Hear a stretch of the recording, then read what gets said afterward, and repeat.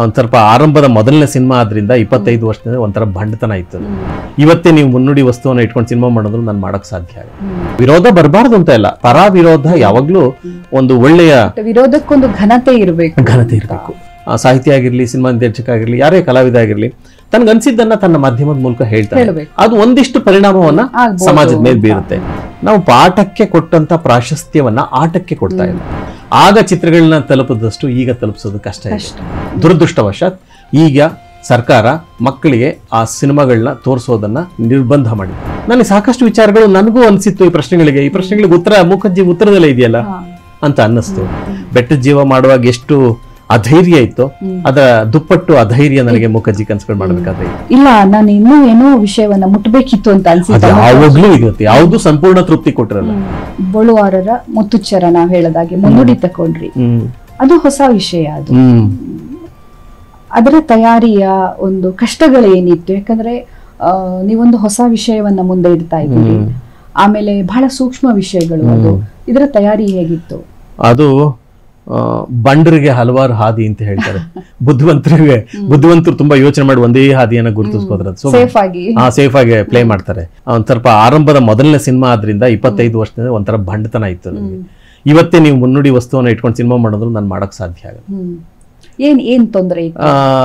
ಮನೋಭಾವಗಳಲ್ಲಿ ಜಗತ್ತಿನಲ್ಲಿ ಸಾಕಷ್ಟು ನೋಡಿ, ಮುಂಚೆ ನಿಮ್ಮ ಅಭಿಪ್ರಾಯವನ್ನ ನೀವು ದಾಖಲಿಸಬೇಕು ಅಂದ್ರೆ ಸ್ನೇಹಿತರ ಮಧ್ಯೆ ದಾಖಲಿಸ್ತಾ ಇದ್ರಿ. ಅಕಸ್ಮಾತ್ ಇಡೀ ಸಮಾಜಕ್ಕೆ ನನ್ನ ಅಭಿಪ್ರಾಯ ತಲುಪಿಸ್ಬೇಕು ಅಂದ್ರೆ ಪತ್ರಿಕೆಗಳಿಗೆ, ವಾಚಕರವಾಣಿಯಲ್ಲಿ ಕಾಲಂ ಬರಿತಾ ಇದ್ರಿ, ಬರೆದಿರ್ತೀರಿ. ನೀವು ಬರೆದದ್ದು ಅಲ್ಲಿ ಪ್ರಕಟ ಆಗ್ಬೋದು, ಆಗದೆ ಇರ್ಬೋದಾಯ್ತು.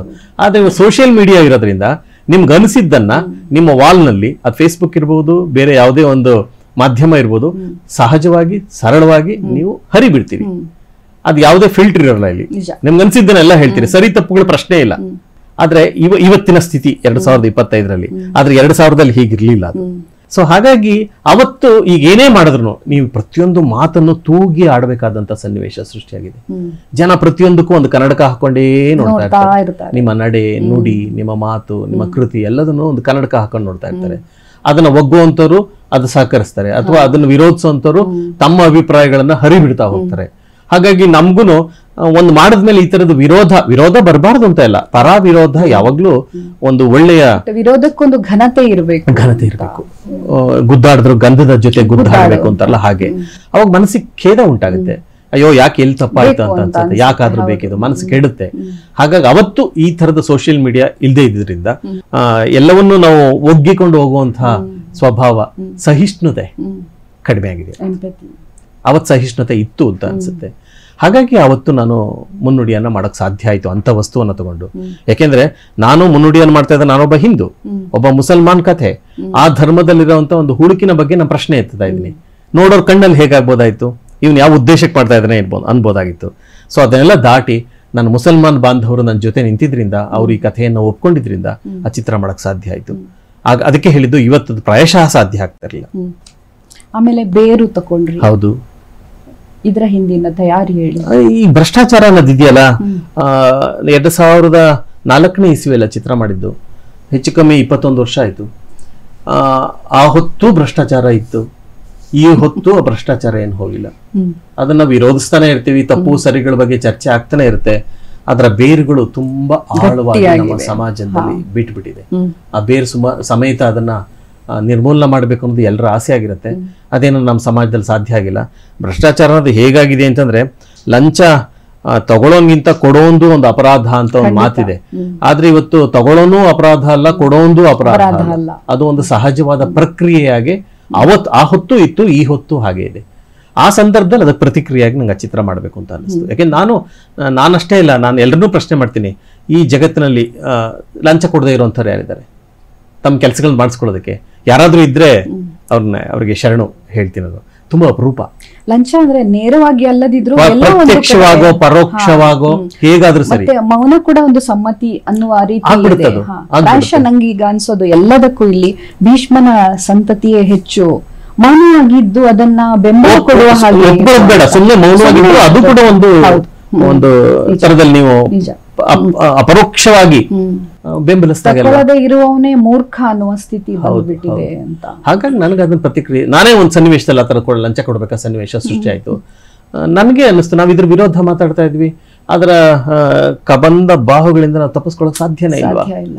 ಅಯ್ಯೋ, ಇದನ್ನ ಹೇಗೆ ಪ್ರತಿಕ್ರಿಯಿಸೋದು? ನನ್ನ ಮಾಧ್ಯಮ, ದೃಶ್ಯ ಮಾಧ್ಯಮದಲ್ಲಿ ನಾನು ಪಟ್ಟಂತ ನೋವನ್ನ ಒಬ್ಬ ಪ್ರಾಮಾಣಿಕ ಅಧಿಕಾರಿ ಸರ್ಕಾರಿ ಹಂತದಲ್ಲಿ ನಿಜವಾಗಿ ಪ್ರಾಮಾಣಿಕನಾಗಿ ಇರಬೇಕು ಅಂತ ಬಂದರೆ ಅವನಿಗೆ ಅವನ ಸುತ್ತಮುತ್ತಲಿನ ಪರಿಸರ, ಅವನ ವ್ಯವಸ್ಥೆ ಅವನನ್ನ ಪ್ರಾಮಾಣಿಕನಾಗ್ಲಿಕ್ಕೆ ಬಿಡುತ್ತಾ ಅವನು ಅನುಭವಿಸುವಂತ ಸಂಕಟಗಳೇನು, ತಲ್ಲಣಗಳೇನು, ಅವನ ಬಿಕ್ಕಟ್ಟುಗಳೇನು ಅದನ್ನ ತೋರಿಸ್ಬೇಕು ಅಂತ ಅನ್ನಿಸ್ತು. ಅದು ನೋಡಿ, ಅದನ್ನ ಮಾಡಿದ್ರಿಂದ ನಂಗೆ ಬಹಳ ಸಮಾಧಾನ ಇದೆ. ಇವತ್ತಿಗೂ ನಾನು ಹೆಮ್ಮೆಯಿಂದ ಹೇಳ್ಕೊತೀನಿ. ಒಬ್ಬ ಕಲಾವಿದ ಆಗ್ಲಿ, ಯಾರೇ ಆಗಿರ್ಲಿ, ಅವನು ಸಾಹಿತ್ಯ ಆಗಿರ್ಲಿ, ಸಿನಿಮಾ ನಿರ್ದೇಶಕ ಆಗಿರ್ಲಿ, ಯಾರೇ ಕಲಾವಿದ ಆಗಿರ್ಲಿ, ತನಗನ್ಸಿದ್ದನ್ನ ತನ್ನ ಮಾಧ್ಯಮದ ಮೂಲಕ ಹೇಳ್ತಾನೆ. ಅದು ಒಂದಿಷ್ಟು ಪರಿಣಾಮವನ್ನ ಸಮಾಜದ ಮೇಲೆ ಬೀರುತ್ತೆ. ಅದು ಬಂದಂತ ಸಂದರ್ಭದಲ್ಲಿ ಎರಡು ಪ್ರಮುಖವಾದ ಬದಲಾವಣೆಗಳು ಅಂತ ಹೇಳಲ್ಲ, ಅಳವಡಿಸಿಕೊಳ್ಳುವ ಪ್ರಯತ್ನ ಆಯ್ತು.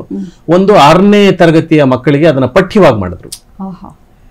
ಆ ಪಠ್ಯವನ್ನ ಓದಿದ 100 ಜನ ಮಕ್ಕಳು ನನಗೆ ಪತ್ರ ಬರೆದಿದ್ದಾರೆ. ಅದು ಗೌರಿಯ ಕಥೆ ಅಂತ, ಅದು ಗೌರಿ ಅಂತ ಒಂದು ಮಗು ಬರುತ್ತೆ, ಗೌರಿಯ ಕಥೆ ಅಂತ ಒಂದು ಪಠ್ಯ ಮಾಡಿದ್ರು 6ನೇ ತರಗತಿಯ ಮಕ್ಕಳಿಗೆ. ಅದನ್ನ ಸಿನಿಮಾನೇ ಪಠ್ಯ ಮಾಡಿದ್ದು.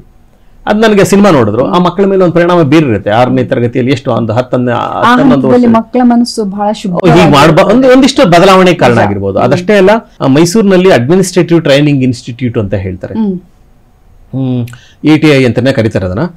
ಅಲ್ಲಿ IAS ಮತ್ತು KAS ಅನ್ನ ಓದಿ ಮುಂದಿನ ಹಂತಕ್ಕೆ ಹೋಗುವಾಗ ಒಂದು 2-3 ತಿಂಗಳ ತರಬೇತಿ ಇರುತ್ತೆ. ಅಲ್ಲಿ ಹೋಗೋರು ಈ ಸಿನಿಮಾ ತೋರಿಸ್ತಾ ಇದ್ರು, ಹಾಕಿ ತೋರಿಸಿದ್ದಾರೆ ತುಂಬಾ ವರ್ಷ, ಈಗಲೂ ತೋರಿಸ್ತಾ ಇದ್ದಾರೆ ಅಂತ ಕೇಳಲ್ಪಟ್ಟಿದ್ದೀನಿ. ಅದ್ರ ಮೂಲಕ ಅವ್ರಿಗೆ ಈ ಸಿನಿಮಾ ನೋಡಿದಾಗ ನಾನು ಇಂಥ ಬಿಕ್ಕಟ್ಟುಗಳನ್ನ ಹೇಗೆ ಎದುರಿಸಬೇಕು ನನ್ನ ಮುಂದಿನ ವೃತ್ತಿ ಜೀವನದಲ್ಲಿ ಅಂತ ಒಂದು ಸಣ್ಣ ಯೋಚನೆ ಅವ್ರ ಮನಸ್ಸಿನಲ್ಲಿ ಹರಿದಾಡ್ಬೋದು. ಇದಿಷ್ಟು ಸಾಕಲ್ವಾ? ಸಾಕು, ನಿಜ. ಅಂದ್ರೆ ಒಂದು ಹಣತೆ ಹೆಚ್ಚುವ ಕೆಲಸ ಎಲ್ಲರಿಂದ ಆಗ್ಬೇಕಾಗಿರೋದು. ಆಗುತ್ತೋ ಬಿಡುತ್ತೋ, ನಮ್ಮ ಪ್ರಯತ್ನ ನಾವು ಮಾಡಬೇಕು ಅಂತ. ಮಕ್ಕಳ ಬಗ್ಗೆ ಹೇಳಿದ್ರಿ ನೀವು, ಮುಗ್ಧ ಮನಸ್ಸು, ಶುಭ್ರ ಮನಸ್ಸು ಅಂತ. ಅವರಿಗಾಗಿ ಕೂಡ ನೀವೊಂದು ಮೂವಿ ಮಾಡ್ತೀರಿ. ನಾವು ಸಣ್ಣದಿರುವಾಗ ನಮ್ಗೆಲ್ಲ ಇದ್ದಿದ್ದು ಪುಟಾಣಿ ಏಜೆಂಟ್ 1, 2, 3 ಸಾಹಸ ಪ್ರಧಾನ ಚಿತ್ರಗಳು.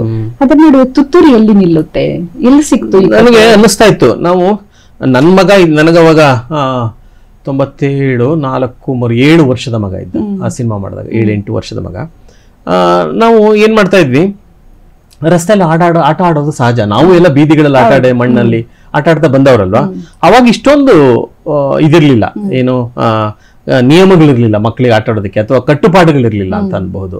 ಸಹಜವಾಗಿ ನಾವು ಸಂಜೆ ಹೊತ್ತು ಎಲ್ಲ ಮಕ್ಕಳ ಜೊತೆ ಸೇರ್ಕೊಂಡು ಮೈದಾನದಲ್ಲಿ ಆಟ ಆಡ್ಕೊಂಡು ಮನೆಗೆ ಬರ್ತಾ ಇದ್ವಿ. ಅದು ಎಲ್ಲರೂ ಅನುಭವಿಸಿರ್ತಾರೆ, ನನ್ನ ವಯೋಮಾನದವರು.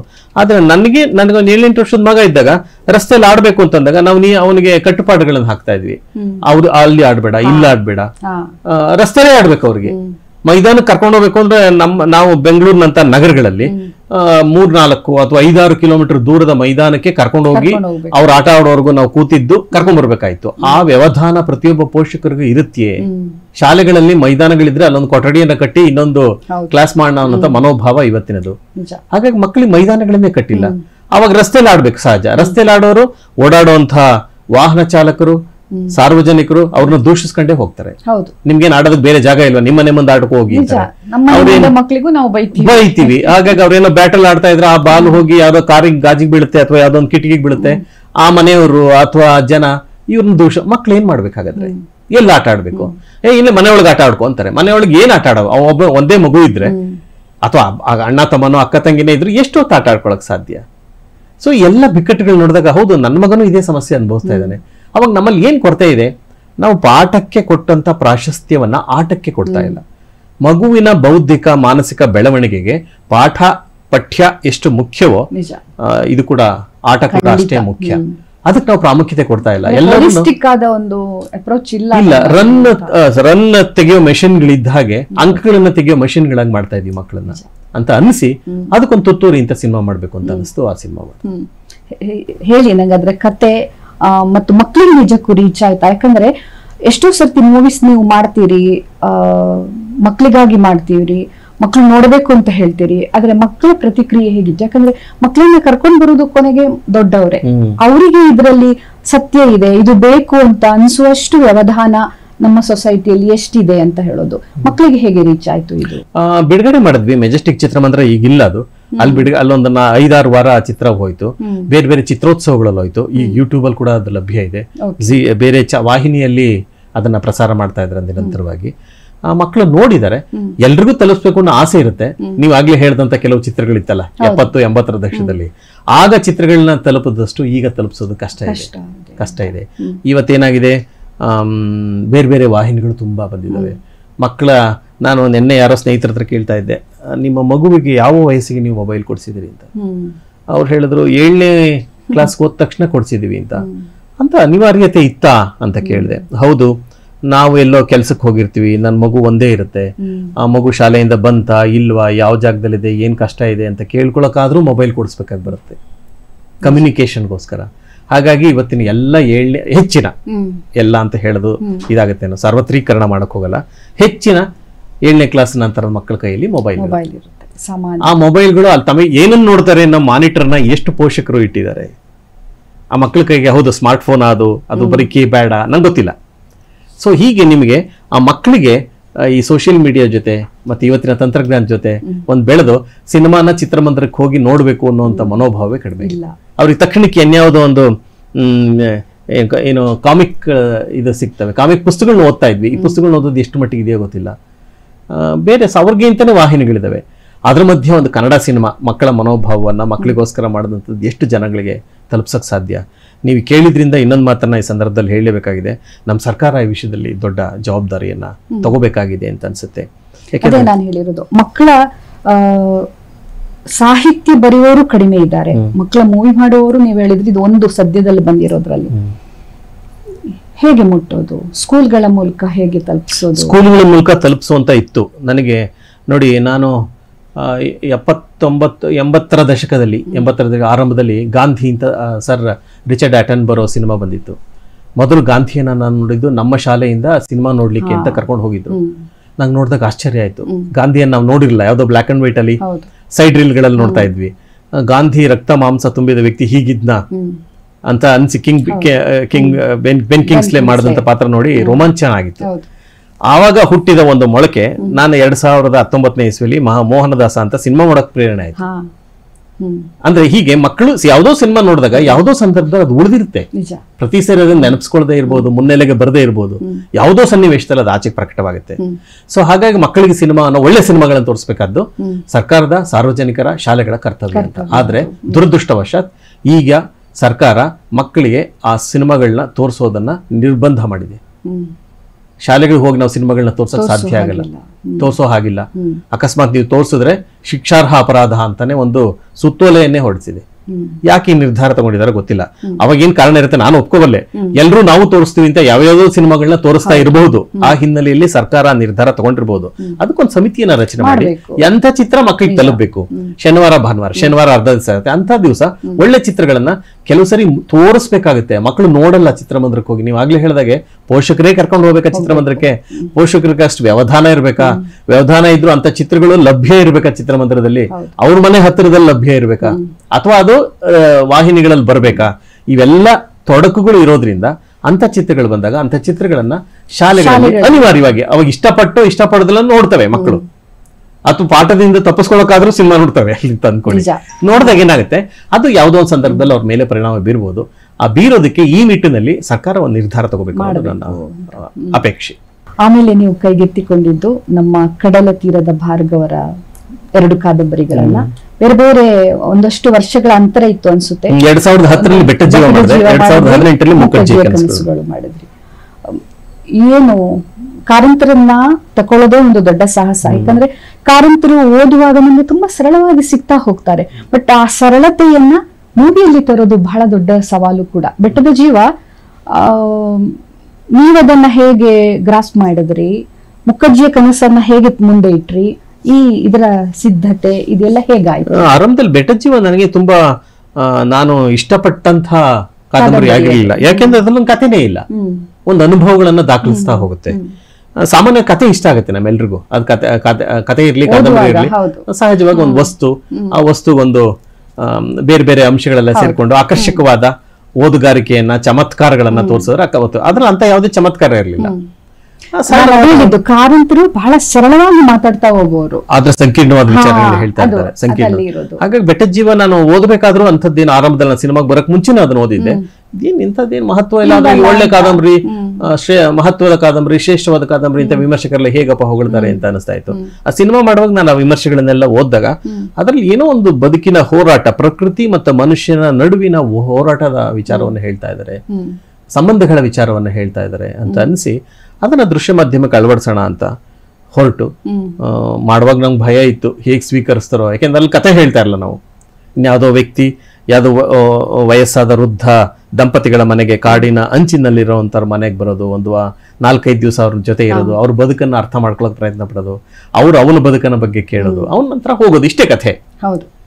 ಆದ್ರೆ ಬಂದ ನಂತರ ಎಲ್ಲರೂ ಒಳ್ಳೆ ಸ್ವೀಕರಿಸಿದ ಕ್ರಮದಿಂದ ನನಗೆ ಉತ್ಸಾಹ ಹೆಚ್ಚಾಯ್ತು. ಹೌದು, ಈ ತರದ ನೋಡುವಂತ ಪ್ರೇಕ್ಷಕರು ನಮ್ಮಲ್ಲಿ ಇದ್ದಾರೆ ಅಂತ ಅನಿಸ್ತು. ಅಂದ್ರೆ ಆ ದಂಪತಿಗಳಲ್ಲಿ ಇದ್ದದೊಂದು ಕಾಡಿನಂಥದ್ದೇ ಮೌನ. ಮಗ ದೂರ ಹೋಗಿದ್ದಾನೆ, ಬಟ್ ಆ ಮೌನದಲ್ಲೇ ಅವರು ಬದುಕೋದು, ಮಗ ಬರ್ತಾನೆ ಎನ್ನುವ ಒಂದು ಹಂಬಲ, ಏನು ಆಸೆ ಇಟ್ಕೊಂಡು ಬದುಕೋದು. ಬೆಟ್ಟದ ಜೀವ ತುಂಬಾ ವಿಶೇಷವಾದ ಕಾದಂಬರಿ. ಬರೆದದ್ದು ಅಧಿಕೃತವಾಗಿ ಅದ್ರ ಬಗ್ಗೆ ಗೊಂದಲಗಳನ್ನ ಹೇಳ್ತಾರೆ ಕೆಲವರು. ನನಗೆ ಸಿಕ್ಕಿರೋ ದಾಖಲೆಗಳ ಪ್ರಕಾರ ಆ ಕೃತಿ ರಚಿತವಾದದ್ದು 1934ನೇ ಇಸ್ವಿಯಲ್ಲಿ. ಹೌದು. ಎಷ್ಟು ವರ್ಷ ಆಯ್ತು? 34 ಅಂದ್ರೆ 90 ವರ್ಷಗಳ ಹಿಂದೆ ಬಂದಂತಹ ಕೃತಿ. 91 ವರ್ಷದ ಹಿಂದೆ ಬಂದ ಕೃತಿಯಲ್ಲಿ ಕೂಡ ಕಾರಂತರು ಇವತ್ತಿಗೂ ಅದರ ಪ್ರಸ್ತುತತೆಯನ್ನ ಕಾಣಬಹುದು. ಇಲ್ಲ, ಕಾರಂತರ ಕಾದಂಬರಿಗಳ ವಿಶೇಷತೆನೇ ಅದು. ನೋಡಿ, ಇವತ್ತು ಅದೇ ತರಹದ ವೃದ್ಧ ದಂಪತಿಗಳಿದ್ದಾರೆ. ಹೀಗೆ ಮಕ್ಕಳುಗಳು, ಆಗ ಅವರ ಮಗ ಸ್ವಾತಂತ್ರ್ಯ ಹೋರಾಟಕ್ಕೋ ಮತ್ತೊಂದಕ್ಕೋ ಮನೆ ಬಿಟ್ಟು ಹೋಗಿರ್ತಾನೆ, ಶಂಭು ಇವಾಗ ಕೆಲಸಕ್ಕೋಸ್ಕರ ತಮ್ಮ ಬದುಕಿನ ಆಶೋತ್ತರಗಳನ್ನ ಈಡೇರಿಸಿಕೊಳ್ಳೋದಕ್ಕೂ ಇವತ್ತು ಮಕ್ಕಳು ಹೋಗ್ತಾರೆ. ಅವತ್ತು ವೃದ್ಧ ದಂಪತಿಗಳು, ಗೋಪಾಲಯ್ಯ, ಇದು ಶಂಕರಮ್ಮ ಅಂತ ದಂಪತಿಗಳು ಅವತ್ತು ನೋವು ಅನುಭವಿಸ್ತಾ ಇದ್ರು ಒಂಟಿಯಾಗಿ. ಇವತ್ತು ಅದೇ ವೃದ್ಧ ದಂಪತಿಗಳು ನಮ್ಮ ಮಧ್ಯೆ, ನಮ್ಮ ಸಮಾಜದಲ್ಲಿ ತುಂಬಾ ಜನ ಹೇಳ್ತಾ ಇದ್ದಾರೆ ನೋಡಿ, ಹಳ್ಳಿಗಳು ಇವಾಗ ವೃದ್ಧಾಶ್ರಮ ಆಗ್ತಾ ಇದೆ ಅಂತ. ಅದರ ಒಂದು ಮಾದರಿಯನ್ನ ಅವ್ರು ಆಗ್ಲೇ ಯೋಚನೆ ಮಾಡಿದ್ರು ಅಂತ. ಕಾರಂತರು ಸಾಮಾನ್ಯ ಎಲ್ಲರೂ ಹೇಳೋದು ಹಾಗೆ ಅಲ್ಲ, ಒಂದು 50 ವರ್ಷ ಮುಂದೆ ಬದುಕಿದ್ದಾರೆ ಅವರು ಅಂತ. ಮತ್ತೆ ನೀವು ಕೈಗೆತ್ತಿಕೊಂಡಿದ್ದು ಮುಖರ್ಜಿಯ ಕನಸುಗಳು, ಅದೊಂದು ಬೇರೆ ಪ್ರಪಂಚ. ಅಲ್ಲಿ ಅವರು ಒಂದು ವೃದ್ಧ ಹೆಂಗಸಿನ ದೃಷ್ಟಿಯಿಂದ ಪ್ರಪಂಚ ನೋಡ್ತಾರೆ. ನೀವು ಏನನ್ನ ತಕೊಂಡ್ರಿ ಮತ್ತು ನೀವು ತಕೊಂಡದ್ದನ್ನ ನಿಮ್ಗೆ ಎಷ್ಟು ದೃಶ್ಯ ಮಾಧ್ಯಮದಲ್ಲಿ ತರ್ಲಿಕ್ಕಾಯ್ತು ಸರ್? ಅದು ಸಮುದ್ರಕ್ಕೆ ಹೋಗಿ ಒಂದು ಬೊಗಸೆ ನೀರನ್ನ ತಗೊಂಡ ಹಾಗೆ ನಿಮಗೆ ತಕ್ಕದಷ್ಟೇ ಸಿಗೋದು. ಅದು ತುಂಬಾ ವಿಶಾಲವಾದಂತಹ ವೈಶಾಲ್ಯತೆಯನ್ನು ಹೊಂದಿರುವಂತಹ ವಸ್ತುವಿನ ದೃಷ್ಟಿಯಿಂದ ನೋಡೋದಕ್ಕೆ ಚಿಕ್ಕದು ಅಂತ ಅನ್ಸುತ್ತೆ. 180-200 ಪುಟಗಳ ಕಾದಂಬರಿ ಆಗಿರಬಹುದು. ಅದರಲ್ಲಿ ಚರ್ಚಿತವಾಗಿರುವಂತಹ ವಿಚಾರಗಳು, ಅವರ ವೈಚಾರಿಕ ಪ್ರಜ್ಞೆ, ಅದನ್ನು ನಾನು ಹೈಸ್ಕೂಲ್ ದಿನಗಳಲ್ಲೇ ಓದಿದ್ದೆ ನಾನು. ಅವಾಗ್ಲೂ ಏನ್ ತುಂಬಾ ಆಗ್ಲೇ ಹೇಳಿದಾಗೆ ನಂಗೆ ತುಂಬಾ ಆಕರ್ಷಕವಾದ ಕಾದಂಬರಿ ಅಂತ ಅನ್ಸಿರ್ಲಿಲ್ಲ.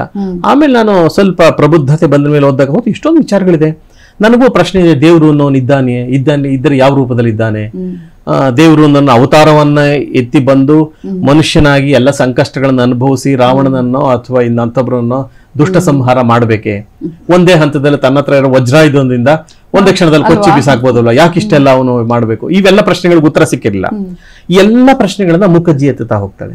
ಮನುಷ್ಯ ಹೇಗಿದ್ದ, ಯಾಕಾಯ್ತು, ಯಾರ ಮೇಲೆ ಯಾವ ರೀತಿ ಆಕ್ರಮಣವಾಯ್ತು, ಜಾತಿಗಳ ಮಧ್ಯೆ, ಧರ್ಮಗಳ ಮಧ್ಯೆ ಸಂಘರ್ಷ ಹೇಗುಂಟಾಯ್ತು, ಒಂದು ಜಾತಿ ಒಂದು ವರ್ಗ ಇನ್ನೊಂದು ವರ್ಗದ ಮೇಲೆ ಹೇಗೆ ಅಧಿಪತ್ಯವನ್ನ ಸಾಧಿಸ್ತು, ನಮ್ಮಲ್ಲಿರುವಂತಹ ಈ ನಂಬಿಕೆಗಳು ಹೇಗೆ, ಇದು ಮೂಢನಂಬಿಕೆಗಳ, ಸಂಪ್ರದಾಯಗಳ, ಮನುಷ್ಯನ ಜೀವನ ಅಂದ್ರೆ ಏನು, ಸಂಬಂಧಗಳ ಅರ್ಥ ಏನು ಅನ್ನೋದನ್ನೆಲ್ಲ ಚರ್ಚಿಸ್ತಾ ಹೋಗ್ತಾಳೆ.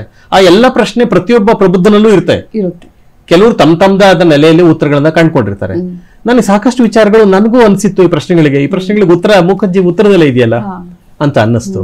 ಹಾಗಾಗಿ ಅದನ್ನು ಓದೋರು ಇದನ್ನ ಹೆಂಗಪ್ಪ ಓದೋದು, ತುಂಬಾ ಕಬ್ಬಿಣದ ಕಡಲೆ ಇದ್ದ ಹಾಗೆ, ಅರ್ಥವೇ ಆಗೋಲ್ಲ, ವೈಚಾರಿಕತೆಯಲ್ಲೂ ಇರುವಂತ ಕಾದಂಬರಿ, ಬರೀ ವಿಚಾರಗಳನ್ನ ತುಂಬಿದ್ದಾರೆ, ಇದರಲ್ಲಿ ಏನ್ ಕಥೆ ಇದೆ ಅಂತ ಸಾಕಷ್ಟು ಜನ ಹೇಳೋರು. ಆದ್ರೆ ಅದಕ್ಕೆ ಜ್ಞಾನಪೀಠ ಪ್ರಶಸ್ತಿ ಕೂಡ ಬಂದಿತ್ತು, ಒಪ್ಕೊಳ್ಳುವಂತ ಒಂದು ವರ್ಗ ಕೂಡ ಇತ್ತು. ಎಷ್ಟೋ ಜನ ಓದಿದ್ರು ನಂಗೆ ಅರ್ಥವೇ ಆಗಲ್ಲಪ್ಪ, ಅದೇನೋ ಒಂದು ಮುದುಕಿ ಕೂತಿರುತ್ತೆ, ಕೈಗೇನೋ ಸಿಕ್ಕಿರೋ ವಸ್ತುವಿನ ಹಿನ್ನೆಲೆಯನ್ನ ಹೇಳ್ತಾ ಹೋಗುತ್ತೆ, ಈ ವಸ್ತು ಹೇಗ್ ತಯಾರಾದದ್ದು, ಯಾರ ಕೈಯಲ್ಲಿತ್ತು, ಹೇಗ್ ಬಂತು ಅಂತ. ನನಗೂ ಅನ್ಸೋದನ್ನೆಲ್ಲ. ಹೌದು, ಇಷ್ಟ ಜನ ಅಂತ ಒಂದು ಮುದುಕಿ ಇದ್ರೆ ನಮ್ಗೆ 6ನೇ ಇಂದ್ರಿಯದ ಬಗ್ಗೆ ನಾವು ಆಗಾಗ ಮಾತಾಡ್ತೀವಿ. ನನಗೆ ಗೊತ್ತಿತ್ತು ಹೀಗಾಗುತ್ತೆ ಅಂತ, ಇವತ್ತು ಇಂಥವ್ರು ಬರ್ತಾರೆ ಅಂತ ನಂಗೆ ಮುಂಚೆ ಹೇಗೆ ಗೊತ್ತಿತ್ತು? ಏನೋ ಒಂದು ಇಂದ್ರಿಯದ ಕೆಲಸ ಆಗುತ್ತೆ ಅಂತ ಹೇಳಿದ್ರೆ ಅದು ಹೇಗೆ ವರ್ಕ್ ಆಗುತ್ತೆ ಗೊತ್ತಿಲ್ಲ ನನಗೆ, ಅಂದ್ಕೊಂಡಿದ್ದಾಗುತ್ತೆ ಅನ್ನೋ ಮಾತನ್ನ ನಾವು ಕೇಳ್ತೀವಿ. ಇದೆಲ್ಲ ನೋಡಿದಾಗ ಅದೆಲ್ಲದಕ್ಕೂ ಅದ್ರ ಉತ್ತರ ಇದೆ. ಅದನ್ನ ಇಟ್ಕೊಂಡು ಯಾಕೆ ನಾನು ದೃಶ್ಯ ಮಾಧ್ಯಮದಲ್ಲಿ ಮಾಡಬಾರ್ದು ಅಂತ 2018ರಲ್ಲಿ ಮುಖರ್ಜಿ ಕನಸುಗಳನ್ನ ದೃಶ್ಯ ಮಾಧ್ಯಮಕ್ಕೆ ಇದರ ಪ್ರಯತ್ನ ಮಾಡಿದೆ. ಬೆಟ್ಟದ ಜೀವ ಮಾಡುವಾಗ ಎಷ್ಟು ಅಧೈರ್ಯ ಇತ್ತು, ಅದರ ದುಪ್ಪಟ್ಟು ಅಧೈರ್ಯ ನನಗೆ ಮುಖರ್ಜಿ ಕನಸುಗಳು ಮಾಡ್ಬೇಕಾದ್ರೆ ಇತ್ತು. ಯಾಕೆಂದ್ರೆ ಇಂಥ ಕೃತಿಗಳು ಜನಮಾನಸದಲ್ಲಿ ಈಗಾಗಲೇ ಒಂದು ಸ್ಥಾನವನ್ನ ಪಡ್ಕೊಂಡಿರ್ತವೆ.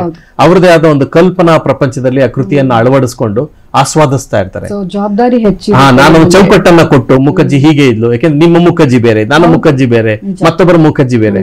ನಾನು ಆ ಮುಖಜ್ಜಿಗೆ ಒಂದು ರೂಪ ಹಾಕಿ ಅದಕ್ಕೊಂದು ಸೀರೆ ಉಡಿಸಿ ಅದೊಂದು ಆಕಾರದಲ್ಲಿ ಯಾವುದೋ ಒಂದು ಕಲಾವಿದೆಯ ಮೂಲಕ ತೋರಿಸಿದಾಗ ಜನಕ್ಕೆ ಇಷ್ಟ ಆಗ್ಬೋದು, ಇಷ್ಟ ಆಗದೆ ಇರ್ಬೋದು. ಇಷ್ಟ ಆದ್ರೆ ಸಂತೋಷ, ಅಕಸ್ಮಾತ್ ಇಷ್ಟ ಆಗದೆ ಇದ್ದರೆ ಅದನ್ನ ಒಪ್ಕೊಳ್ಳಲ್ಲ ಮನಸ್ಸು. ಇವೆಲ್ಲ ಆ ಧೈರ್ಯಗಳ ಮಧ್ಯೆ ಹೌದು ಹೌದು ಅಂತ ಮಾಡಿದೆ. ಸಾಕಷ್ಟು ತುಂಬಾ ಜನ ಅದನ್ನ ಒಪ್ಕೊಂಡಿದ್ದಾರೆ, ಮೆಚ್ಕೊಂಡಿದ್ದಾರೆ. ನನ್ನ ಆತ್ಮವಿಶ್ವಾಸ ಹೆಚ್ಚು ಮಾಡಿದೆ. ಖಂಡಿತ ಖಂಡಿತ ಖಂಡಿತ ಸಂತೋಷ. ಆಮೇಲೆ ಯಾವುದೋ ಒಂದು ಹಂತದಲ್ಲಿ ಇಲ್ಲ ನಾನು ಇನ್ನೂ ಏನೋ ವಿಷಯವನ್ನ ಮುಟ್ಬೇಕಿತ್ತು ಅಂತ ಅನ್ಸುತ್ತೆ. ಯಾವಾಗ್ಲೂ ಇರುತ್ತೆ, ಯಾವ್ದು ಸಂಪೂರ್ಣ ತೃಪ್ತಿ ಕೊಟ್ಟಿರಲ್ಲ. ನಾನೀಗ 12 ಚಿತ್ರಗಳು ಮಾಡಿದ್ದೀನಿ. 12 ಚಿತ್ರಗಳಲ್ಲಿ ಯಾವ ಚಿತ್ರ ನಿಮಗೆ ತುಂಬಾ ಸಂತೋಷ ಕೊಟ್ಟಿದೆ ಅಂತ ಕೇಳಿದ್ರೆ ನಂಗೆ ಹೇಳೋದು ಕಷ್ಟ. ಒಂದೊಂದ್ರಲ್ಲೂ ಮತ್ತೆ ನೋಡಿದಾಗ ಅಯ್ಯೋ ಈ ದೃಶ್ಯವನ್ನ ಹೀಗ್ ಮಾಡ್ಬೋದಾಯ್ತು, ಈ ಸಂಭಾಷಣೆಯನ್ನ ಈ ಧಾಟಿಯಲ್ಲಿ ಹೇಳಿದ್ರೆ ಚೆನ್ನಾಗಿರ್ತಿತ್ತು ಅಂತಾನೆ ಅನ್ನಿಸ್ತಾ ಇರುತ್ತೆ. ತಪ್ಪುಗಳು ಅಷ್ಟೇ ಕಾಣ್ತಾ ಇರುತ್ತೆ ನಂಗೆ ನೋಡಿದಾಗೆಲ್ಲ. ಅದ್ರಲ್ಲಿ ಕೆಲವು ಒಳ್ಳೆ ಅಂಶಗಳು ನಮ್ಗೆ ಮನಸ್ಸನ್ನ ಕಲ್ಕೋ ಚೆನ್ನಾಗ್ ಬಂದಿದೆ ಇದು ಅಂತ ಅನ್ಸುತ್ತೆ, ಈ ಜಾಗ ಚೆನ್ನಾಗಿದೆ ಅಂತ ಅನ್ಸುತ್ತೆ. ಮತ್ತೆ ಇನ್ನಾவது ಸನ್ನಿವೇಶದಲ್ಲಿ ಇನ್ನೊಂಚೂರು ಉತ್ತಮ ಮಾಡಬಹುದಾಯ್ತು, ಅಭಿನಯ ದೃಷ್ಟಿಯಿಂದ, ಸಂಭಾಷಣೆ ದೃಷ್ಟಿಯಿಂದ, ಅಥವಾ ದೃಶ್ಯೀಕರಣ ಸಂದರ್ಭದಲ್ಲಿ, ಬೆಳಕಿನ ವಿನ್ಯಾಸದಲ್ಲಿ ಇನ್ನೇನು ಮಾಡ್ಬೋದಾಗಿತ್ತೇನೋ. ಆದ್ರೆ ಮಾಡಕ್ ಅವತ್ತಾಗಿರಲ್ಲ, ಅವತ್ತಿನ ಮಿತಿಗಳು ಮತ್ತೊಂದು ಏನೋ ಕಾರಣ ಆಗಿರುತ್ತೆ. ಸೊ ಅದು ಅನ್ನಿಸ್ತಾನೆ ಇರುತ್ತೆ. ಹಾಗಾಗಿ ತೃಪ್ತಿ ಅಂತ ಸಂಪೂರ್ಣ ತೃಪ್ತಿ ಅಂತ ಇರೋಲ್ಲ, ಯಾವ ಕಲಾವಿದನಿಗೂ ತೃಪ್ತಿ ಇರಲ್ಲ. ಒಂಥರ ತೃಪ್ತಿಯಲ್ಲೇ ಸಮಾಧಾನವನ್ನ ಪಡ್ಕೊಳ್ಳೋ.